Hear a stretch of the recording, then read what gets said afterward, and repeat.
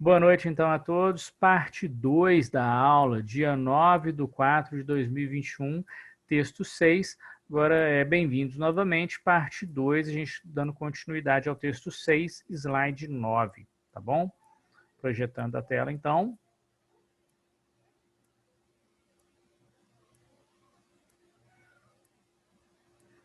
Ok. Deve estar chegando aí.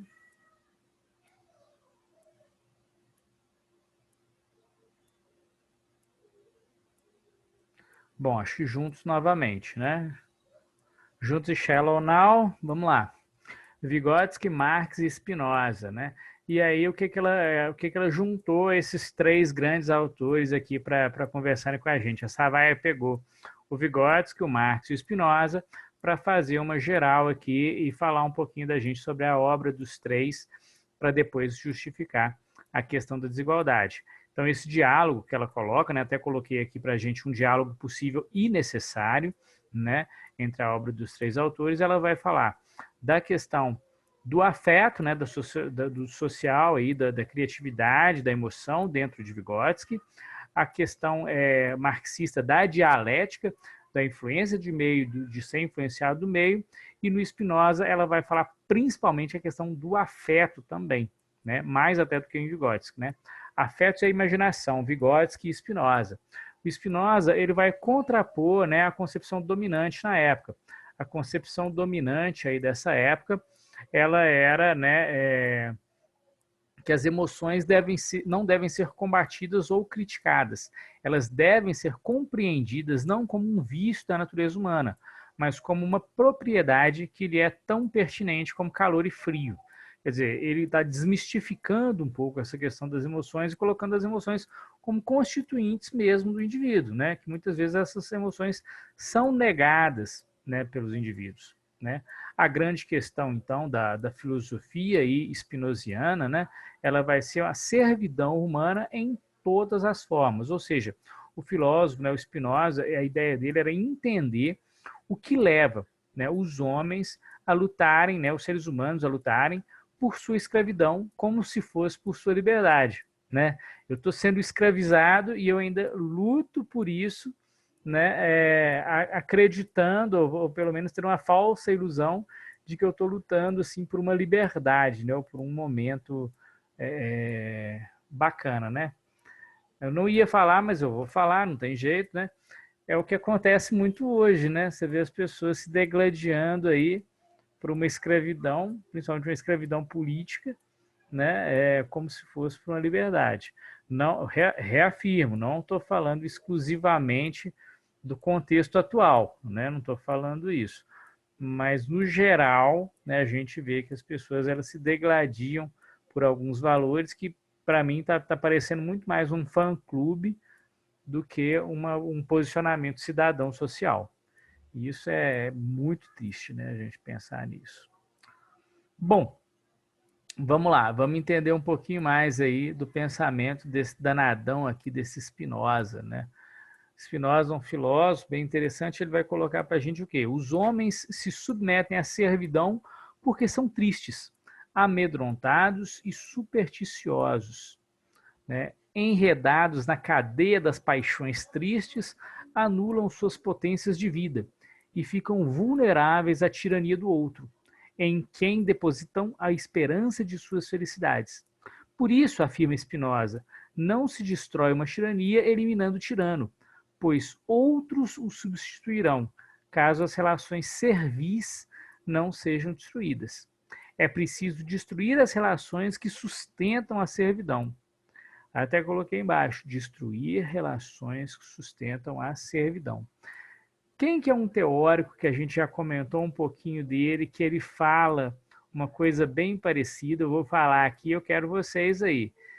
Edson não, porque o Edson é pedagogo, o Edson já vai saber, vai ficar aí pirando com a gente aí. Não, tô brincando, Edson pode vir também.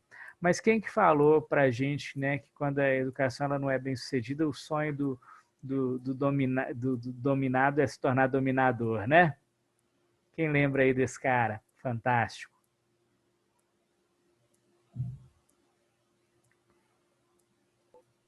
Ai, professor, eu lembro dessa fala, mas eu não consigo lembrar quem foi, não. Seria o autor Professor do Paulo Freire, livro da correto? Pedagogia do Oprimido? Não entendi, querido. Seria o Paulo Freire? Esse mesmo, esse barbudinho danado, Paulo Freire. Paulo Freire, né, autor dessa frase, autor de uma teoria também, né, educacional interessantíssima, né, ele tem diversos títulos de doutor honoris causa, né, concedidos pelas diversas instituições do Brasil e internacionais também. Paulo Freire, ele fala, né, dessa questão educacional que está bem relacionado aí com essa visão do Spinoza, né. No caso do Spinoza, ele está mostrando para a gente que essas relações servis devem ser destruídas, então, e o Paulo Freire, ele fala de uma educação para a liberdade. Essa educação para a liberdade, ela está voltada muito mais para uma realização do indivíduo do que, né, para o indivíduo que não é educado para a liberdade, o sonho dele é se tornar opressor, né? O oprimido, que não tem uma educação para a liberdade, o sonho dele é se tornar opressor. E como que a gente vê isso claramente em diversas relações, né? Às vezes, pessoas conhecidas, né, que a gente já tem um contato maior, você vê que quando o indivíduo ele consegue algum tipo de poder, ele se torna um tirano que ele sempre combateu, né? Você vê isso em relações de trabalho muito comuns, né? Infelizmente, mas a gente vê isso, claro. Acho que todo mundo tem algum exemplo desse tipo para colocar, não?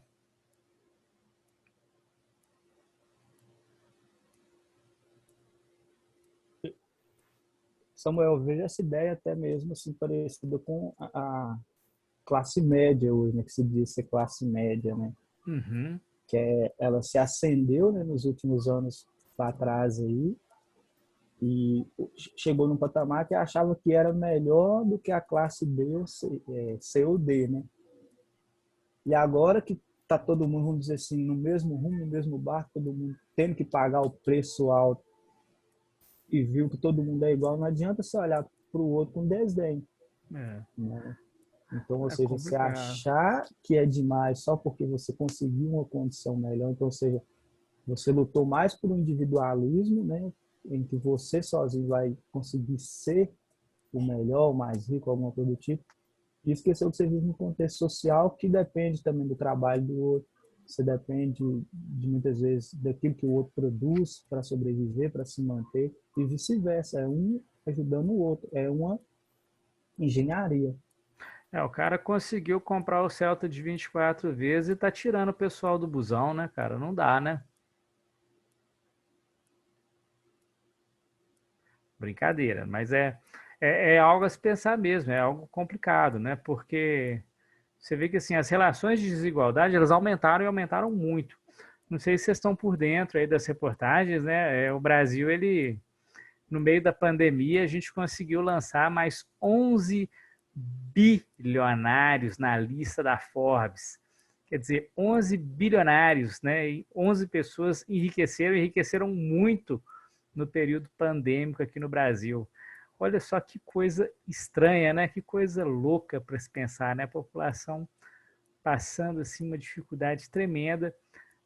A gente chegou a bater mais de 4 mil mortes num dia, né? A gente chegou a bater mais de 4 mil mortes dia e a gente ainda vê um pequeno grupo, né? Um seleto grupo de 11 bilionários na lista da Forbes que entraram aí, né? Para esse grupo mais seleto ainda, né? Com a pandemia, né? Incrível, né? Incrível, incrível, incrível. Não sei se vocês viram isso, vocês chegaram a ver?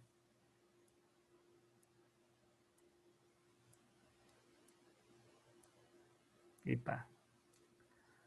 Bom, então vamos lá, vamos continuar mais um pouquinho. O danado do Spinoza, então, ele vai estar falando para a gente, né, a questão da servidão e da liberdade ética relacionada com o afeto. Ele vai falar para a gente do desejo, né? O homem é um grau de potência, o ser humano é um grau de potência, uma força interior para se conservar, perseverar na própria existência, um esforço de resistência, ou seja, ele é, né, o Spinoza chama de conatos, e também de apetite e de desejo, cupidistas, quando o apetite é consciente. O desejo é a própria essência do ser humano, né? É a força que nos leva ao encontro com algo que sentimos, que compõe com a potência do nosso corpo e a alma para se conservar. Então, Spinoza, ele vê esse desejo como um aliado do indivíduo, um desejo como um movimentador de sujeito, né? E esse desejo está relacionado também, né, com a questão da servidão e liberdade, com a questão do afeto do indivíduo, né?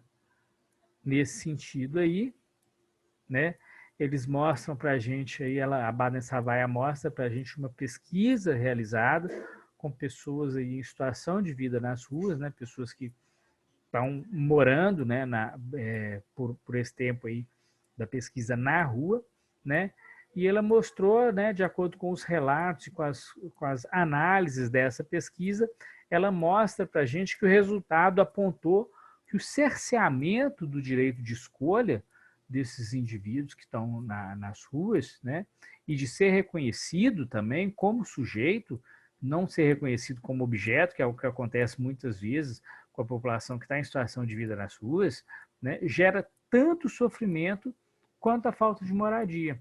Gera tanto sofrimento porque é fruto de uma falta de liberdade.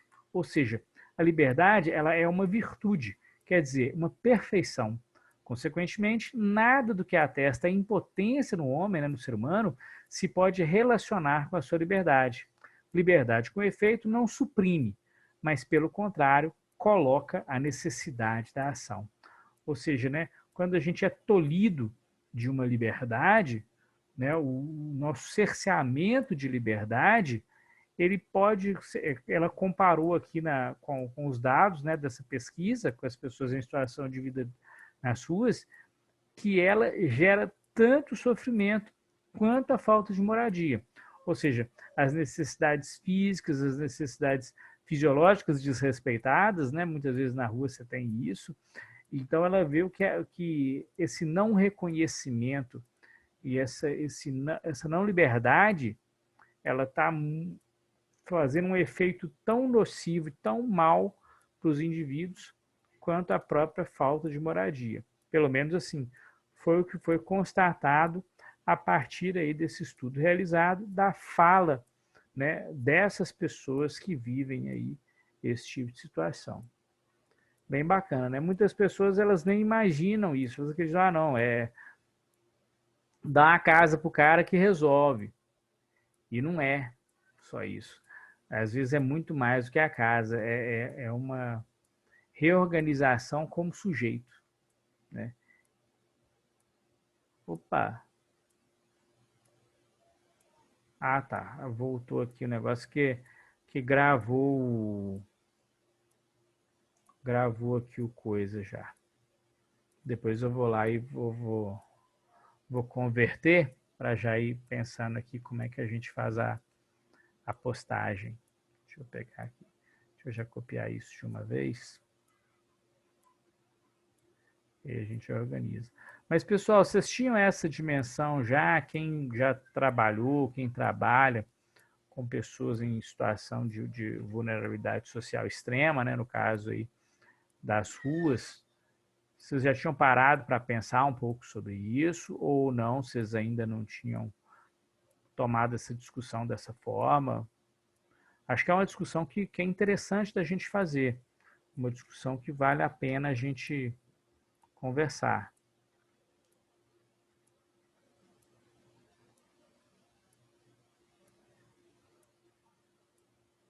Não, eu não tinha não, Samuel. Oh, bacana, né, cara? E é uma provocação interessante, né, Lilian, em relação aí ao texto, né, querida?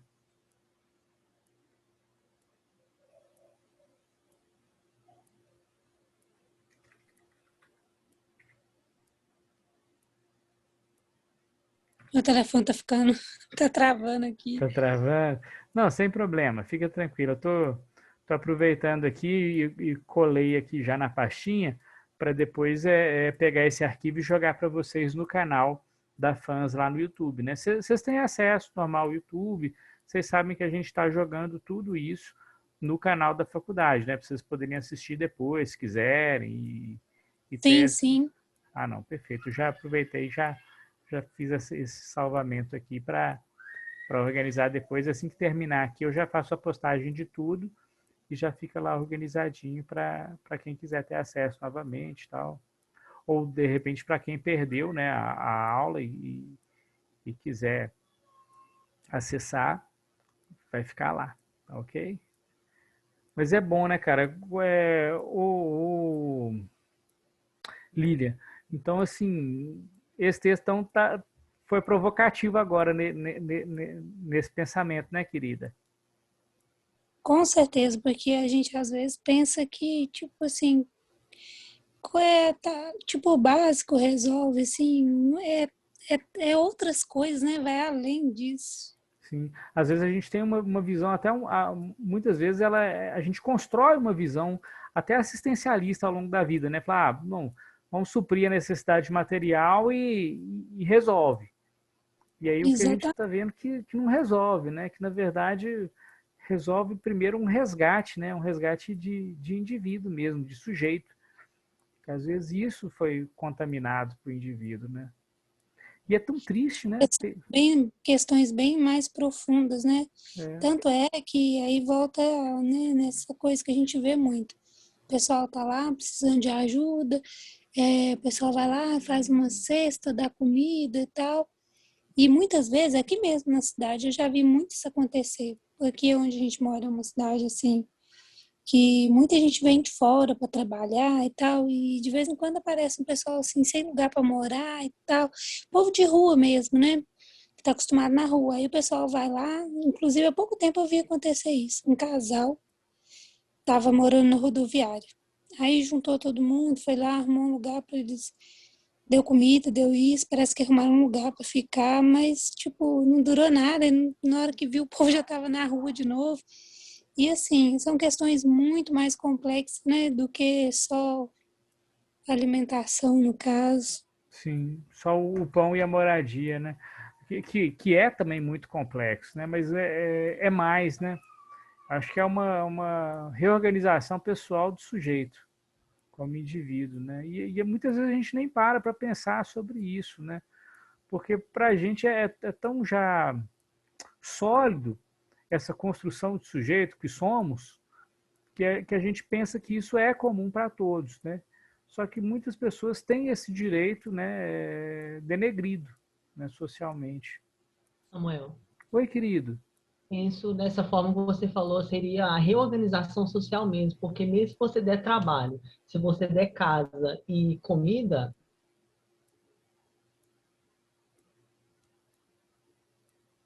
Júlio? se não tiver essa reorganização social, ele volta apoio Sim, popular. ele não sustenta, né, querido? Infelizmente, não há uma sustentação se não existe um se enxergar também como sujeito, né? Eu vejo isso, sim. Concordo. Tem várias formas sociais para poder. Júlio, acho que travou aí, amigo. Eu cortei, eu estava tentando falar, a internet travou aqui. Não, sem problema, querido. Vamos fundo, tamo junto aí. Samuel, Oi, querido, beleza? beleza? Falando dessa questão da pobreza, né? E no início do texto, ainda no primeiro parágrafo, né, quando eu comecei a ler, eu achei um trem bem interessante, foi a questão do Freud dizer, né, que defendia o direito dos pobres ter acesso à psicanálise, Foi. mas Foi ele sim. temia que fossem, né, renunciar às suas neuroses, né, porque não viam atrativos para voltar às suas pobres vidas atravessadas por sofrimentos e dificuldades de sobrevivência. Eu acho que engloba bem essa questão que você falou, que a Lília falou, né? Será que eles estão preparados para ir lá atrás, mexer com aquilo tudo que os fez chegar onde eles chegaram? Também. E até mesmo, né, reivindicar um direito social, né? Uma política pública que aí eu acho que vai além do Freud, né? Vai muito para a psicossocial mesmo, né? De reivindicar também condições dignas, né? Questões de humanidade mesmo que a gente vê negadas, né? Para esses sujeitos, né, Edson? Sim, sim. E aí, Muito mas bacana, assim, cara. e Muito bem colocado. aí elas caem nessa também escravidão, né? Porque a escravidão não pode ser olhada, por exemplo, assim, só para a pessoa sair de uma situação de escravidão, por exemplo, do trabalho que ele vive, de uma sociedade que ele vive, mas também de viver, às vezes, nessa própria vida que ele vive. Ah, Sim. eu não me conformo com o capitalismo. Tá, você não se conforma, às vezes, em ter dinheiro e juntar dinheiro. Mas você tem que se conformar que você, por vezes, assim como todos nós, necessita desse dinheiro, necessita É, desse capital para se manter e sobreviver. Então, você todos tem nós que, estamos inseridos num sistema capitalista, né, cara? Não dá para negar. então você tem que encontrar uma forma de também se sobreviver nesse meio, né? Você vende sua força e produção de trabalho, porque você imagina, filosofar não vai colocar alimento na mesa, né? Eu ter consciência de classe não vai pagar meu boleto da net. Isso aí é Não, claro, né? Não tem como. Assim, é algo eu muito quero real, né? muito, eu quero comer, mas eu não planto, né? Sim. O pacote de arroz ele não nasce no meio do asfalto, alguma coisa assim do tipo. Não, e mesmo se fosse no asfalto, né? O asfalto também eu não fiz, véio, então não adianta, né? Teria que ser meio que assim, ah, não, peraí, eu vou, né, a grosso modo, eu vou raciocinar sobre a importância do alimento e vou me saciar, né, cara? Sei lá, talvez até a fotossíntese a gente vai ter que questionar aí, se eu puder olhar para o sol e fazer fotossíntese, né? Não vai. Mesmo se fosse, também talvez não ia, né? Então, complica. Complica mesmo. Sim. Eu não enchi o saco mais hoje. Não pega um copo pra você, esqueci de.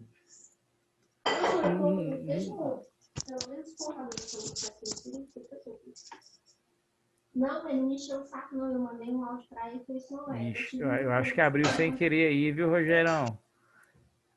Não, tranquilo aí, não preocupa não.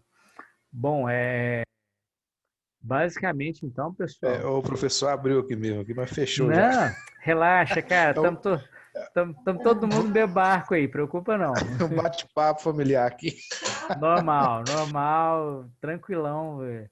Só avisei porque às vezes parece um trem mais. Tá em família, às vezes aparece um trem mais comprometedor, é melhor avisar rapidinho para não ter perigo. É verdade. Mas tá todo mundo nessa, viu, querido? Fique tranquilo. Bom, essas questões todas, né, que o Edson colocou aqui da própria organização, né, dentro de um sistema capitalista, a gente vive num sistema capitalista. Né? Eu acho engraçado, às vezes as pessoas questionam outros sistemas, né, que nem ocorreram. Falar, mas onde que será que o socialismo deu certo? Onde que o comunismo deu certo? Eu fico pensando, onde que o capitalismo deu certo também, né? Porque será que a gente está vivendo um sistema que dá certo? Um sistema tão excludente? Não sei, né? Fica aí a provocação, né? Fica mais uma das provocações de hoje.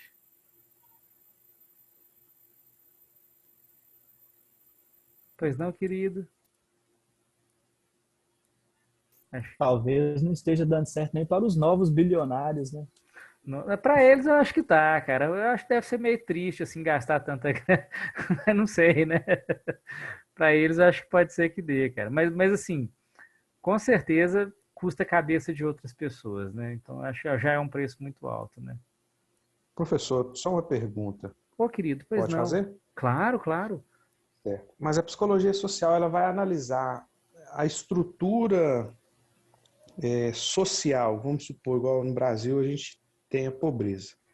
Uhum. Como causa social mesmo, política, assim, como que vai fazer o trabalho da psicologia? Ela vai ter um engajamento político ou ela vai desenvolver podemos dizer, uma filosofia própria para tentar lutar por essa igualdade? Um exemplo, tem como a psicologia lutar sem engajar politicamente ou vai ter que ancorar em outras bandeiras? Não, a luta é política, sim, não tem como. Acho que toda Tem jeito ciência, não. ciências humanas ela vai ter um viés político. Eu acho que o que a gente tem que fazer, tem que tomar muito cuidado, é para a psicologia não ser partidária. E isso tem acontecido em alguns momentos, e isso também me desagrada bastante, porque de repente o pessoal esquece de fazer uma análise da situação e coloca heróis em determinados locais. Isso é muito perigoso também. Mas ser um viés político, eu acho impossível da gente desvincular. A psicologia ela é política, né? Não tem como não pensar. Aliás, nenhuma ciência humana, eu acho que não tem como a gente desvincular ela da política. Agora, a gente tem que pensar que política é essa. Se é uma política partidária, de idolatria, ou se é uma política que está de acordo aí com as condições, né, dos direitos humanos básicos.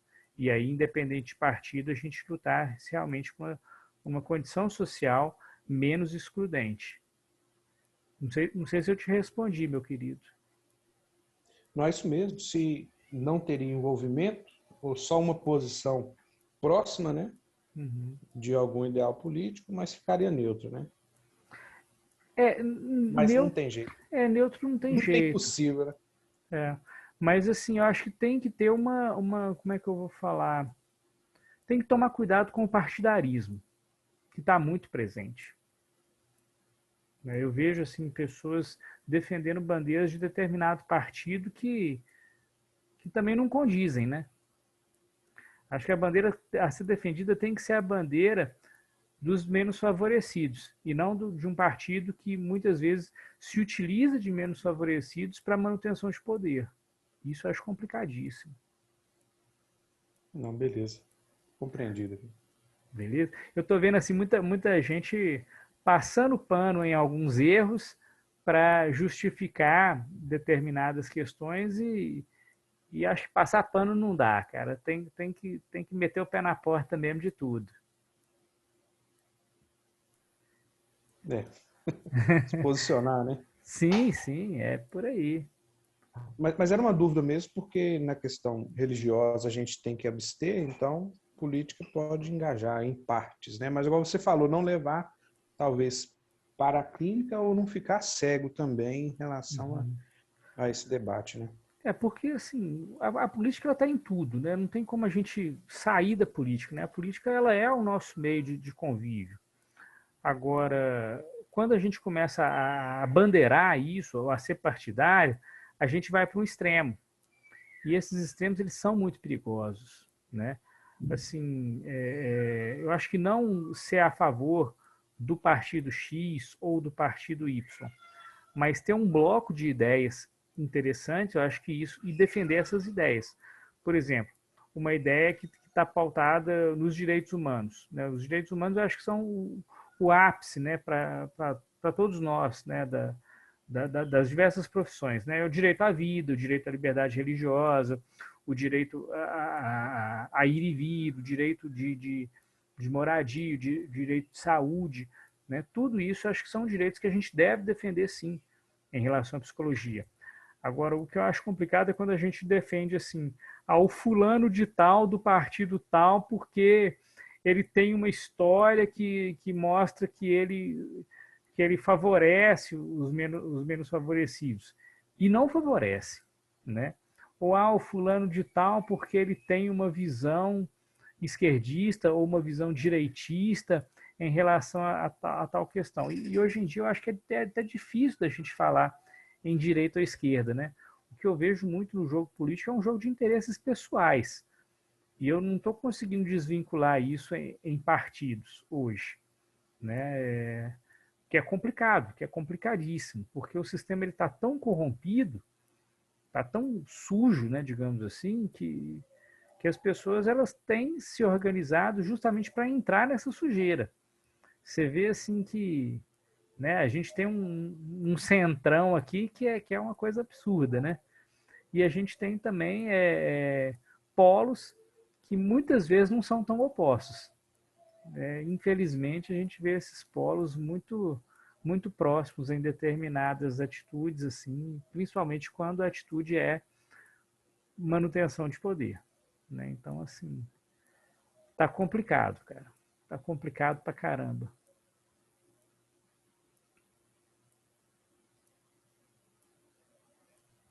Não, correto. Tamo que tamo, né, amigo? Mas vamos lá, mas vai melhorar. Não sei como não, mas vai. Pelo menos a gente está tentando, né, irmão? Tem que melhorar, né? Tem. Até porque Esperança. piorar não sei se tem muito jeito mais não, porque o trem tá tão feio que eu tô achando Complicado. que a gente já chegou no fundo do poço, né, de hoje e continua cavando, né? O problema tá sendo esse. Bom, vamos lá então, vamos mais um pouquinho. Já deu o sinal aqui, viu, gente? Só que a gente ainda tem 6 minutos. Eu acho que dá pelo menos para a gente fechar mais um slide antes da gente dar uma paradinha. Aí eu vou tentar fazer isso, depois, se for o caso, a gente para e volta de novo já na sequência. Opa, vamos lá. Bom, vamos falar então no afeto aqui do Spinoza, né? Pus até uns coraçõezinhos aqui, quis pôr 3 para brincar, né? Do Marx, do Spinoza e do Vygotsky. Então coloquei 3 coraçõezinhos aqui, meio que na palhaçada e na jocosidade, é claro, né? Mas para a gente se divertir um pouco também durante essa exposição. Bom, o afeto, né? O affectus é justamente a transição da intensidade, ele vai ser transítio, né? Vai ser uma passagem de estado de potência a outro. O Spinoza coloca isso dessa forma. Gerada pelas afecções, né, affections, do meu corpo e minha mente vão receber na existência. Portanto, ele tem 2 dimensões. Uma dimensão de mudança, né, modificações que meu corpo e minha mente retêm na forma de emoções e sentimentos, afetos, e da experiência de afetação.